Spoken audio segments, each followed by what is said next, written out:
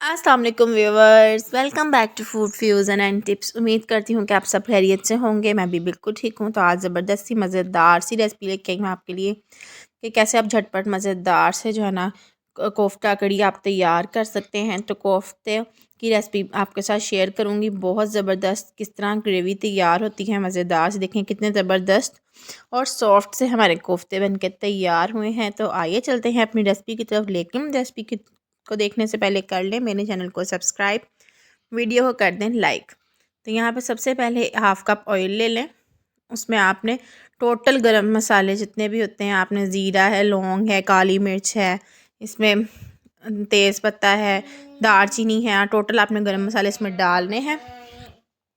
और इसकी अच्छी सी प्यारी सी खुशबू जब निकल जाए तब आपने इसमें 2 से 3 अदद जो एक प्याज मेरे पास कटे हुए हैं, वो आपने मीडियम साइज़ के प्याज हैं वो डालने हैं और इनको लाइट गोल्डन कर लेना है। ज़्यादा आपने इसको डार्क ब्राउन नहीं करना, वरना आपका जो ग्रेवी है वो काली हो जाती है। तो यहाँ पे इसको हल्का हल्का जो है ना आपने लाइट गोल्डन कर लेना है। जब ये हल्का हल्का लाइट गोल्डन हो जाएगा फिर आपने इसमें लहसुन अदरक की पेस्ट शामिल करनी है। लहसुन अदरक की पेस्ट में मैंने साथ हरी मिर्च भी ऐड की है और 1 टीस्पून नमक ऐड करके मैंने उसको कूट लिया था, उसकी अच्छी सी पेस्ट बना ली थी। तो अब ये देखें ये तीनों चीज़ें मैंने इसमें ऐड कर दी हैं। इसमें नमक मैंने ऑलरेडी ऐड कर दिया हुआ है। तकरीबन 2 से 3 टेबल स्पून जो है ना ये टोटल हमारे पास पेस्ट है। अब इसको हम अच्छे से पकाएंगे। जब लहसुन अदरक की स्मेल ख़त्म हो जाएगी तब आपने यहाँ पे 3 से 4 अदद मेरे पास टमाटर हैं, उनको भी आपने ऐड कर देना है और इसकी अच्छी सी बुनाई कर लेनी है। अच्छा सा इसको भून लें। देखें इस तरीके से। आप यहाँ पे चाहें तो ना इसमें दही भी ऐड कर सकते हैं, दही डालने से भी बहुत अच्छा फ्लेवर आता है।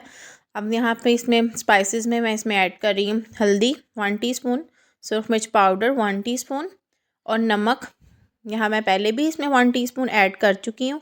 यहाँ पे अब मैं तकरीबन जो है ना ½ टीस्पून में नमक इसमें और ऐड कर रही हूँ। अब अपने मसालों को हम अच्छे तरीके से पकाएंगे और साथ ही साथ सूखा धनिया जो है ना पाउडर मैंने पहले रोस्ट किया था सूखे धनिए को, उसके बाद मैंने इसका पाउडर बनाया है। इस तरह बहुत अच्छा इसका फ्लेवर आता है। आपने भी इसी तरह ऐड करना है। 1 टेबल स्पून मैंने इसमें ऐड कर दिया। अब हम अपने मसालों को अच्छे तरीके से जो है ना ये पकाएंगे और फिर ब्लेंड ठंडा करके फिर ब्लेंडर में इसको अच्छे से ब्लेंड करके इसकी एक स्मूथ सी पेस्ट बना लेंगे। क्योंकि ग्रेवी में और शोरबा वगैरह अगर बनाना हो ना तो आप इसको ब्लेंड कर लें तो ही अच्छा रहता है, वरना लहसुन प्याज वगैरह टमाटर इनको जितना भी जो है ना पका लो ना हल्का हल्का मुंह में आता है, और अगर शोरबा और ग्रेवी हो तो बिल्कुल भी अच्छा नहीं लगता। यहाँ पे साथ ही साथ कलर के लिए मैंने इसमें कश्मीरी मिर्च ऐड कर दी है ताकि अच्छे से जो है ना हमारे ग्रेवी का कलर आ जाए। अब हम अपने मसाले को अच्छे तरीके से पकाएंगे। यहाँ पे कोफ्ते जो है ना मैंने पहले से तैयार करके रखे हुए थे, तो उसकी भी रेसिपी बहुत जल्दी मैं आपके साथ शेयर करूँगी। इनको मैंने फ्रीज़ किया हुआ था कोफ्तों को बना के। आपने कच्चे कोफ्ते ही मसाले में ऐड कर देने हैं, इनको आपने फ्राई नहीं करना, क्योंकि फ्राई करने से जो है ना इसके जो फ्लेवर जो है ना लॉक हो जाता है और फिर शोरबे में ग्रेवी में जो है ना फ्लेवर नहीं आता।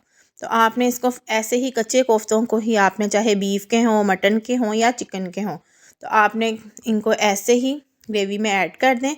इनको थोड़ा सा भूनें और फिर जितना आपको शोरबा रखना है, ग्रेवी रखनी है, उस हिसाब से आप इसमें पानी ऐड करें। देखें अच्छे तरीके से अब ये पक रहा है और इसको पकने के लिए आपने फिर रख देना है। अब यहाँ पर जिस ब्लेंडर में मैंने पेस्ट तैयार की थी सारे मसालों की, उस ब्लेंडर में मैंने थोड़ा सा पानी डालकर जग में पानी डाल के मैंने वो इसमें ऐड कर दिया। अब हमने इसको खूब जो है ना इसको पकाएंगे तकरीबन 10 से 15 मिनट के लिए। ये बीफ कोफ्ते हैं तो इसमें थोड़ा सा ज़्यादा टाइम लगेगा, लेकिन फिर भी ये पक जाएंगे। तकरीबन 10 से 12 मिनट में ये ज़बरदस्त से जो है ना हमारे तैयार हो जाएंगे, पक जाएंगे। यहाँ पे इसको ऐसे पकने के लिए रखते हैं मीडियम फ्लेम पे। 10 से 15 मिनट के लिए आप इसको पकने के लिए रख दें तो बहुत अच्छे से जो है ना ये तैयार हो जाएंगे। अब ये देखें तकरीबन 10 मिनट के बाद मैंने चेक किया तो बहुत अच्छे से ये जो है ना पक रहे हैं।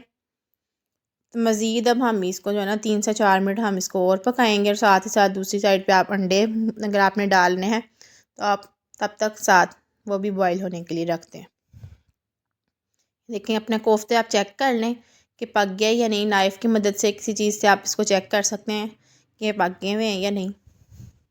ये देखें यहाँ पे मेरे कोफ्ते जो हैं बिल्कुल अच्छे से जो है ना तैयार हो चुके हुए हैं, पक गए हुए हैं। तो अब मैं लो फ्लेम पे इसको रख दूँगी, बिल्कुल लो फ्लेम पे दम की आंच पे मैं इसको पकने के लिए रख दूँगी। और दूसरी साइड पे मैंने एग्स बॉईल कर लिए। यहाँ पे पानी लिया है, 4 अंडे लूँगी मैं।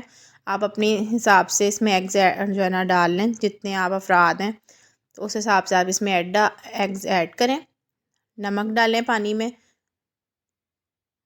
यहाँ पे देखें ग्रेवी हमारी बिल्कुल अच्छी सी तैयार हो चुकी है। मुझे ज़्यादा पतला शोरबा इसमें अच्छा नहीं लगता, इसलिए मैंने ज़रा इसकी गाढ़ी गाढ़ी ग्रेवी सी बनाई है। तो बहुत ज़बरदस्त मज़ेदार सी ग्रेवी तैयार हुई। आप चाहें तो यहाँ पे इसमें हरा धनिया भी ऐड कर सकते हैं। अब ये देखें मेरे पास 4 अंडे थे, मैंने उनको काट लिया है।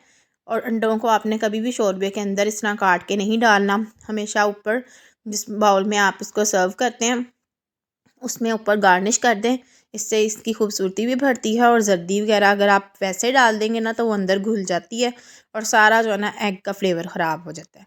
तो ये देखें इस तरीके से आप अंडे ऊपर लगाएं तो कितने ज़बरदस्त से मज़ेदार से जो है ना हमारी अंडा कोफ्ता ग्रेवी तैयार हुई है। बहुत मज़ेदार ग्रेवी बनी है, बहुत अच्छी खुशबू आ रही है। तो आपने भी लाजमी मेरी रेसिपी को ट्राई करना है। अगर वीडियो आपको पसंद आई है तो आपने ज़रूर वीडियो को लाइक करना है और चैनल को सब्सक्राइब कर दें। मिलते हैं नेक्स्ट वीडियो में। अल्लाह हाफिज़।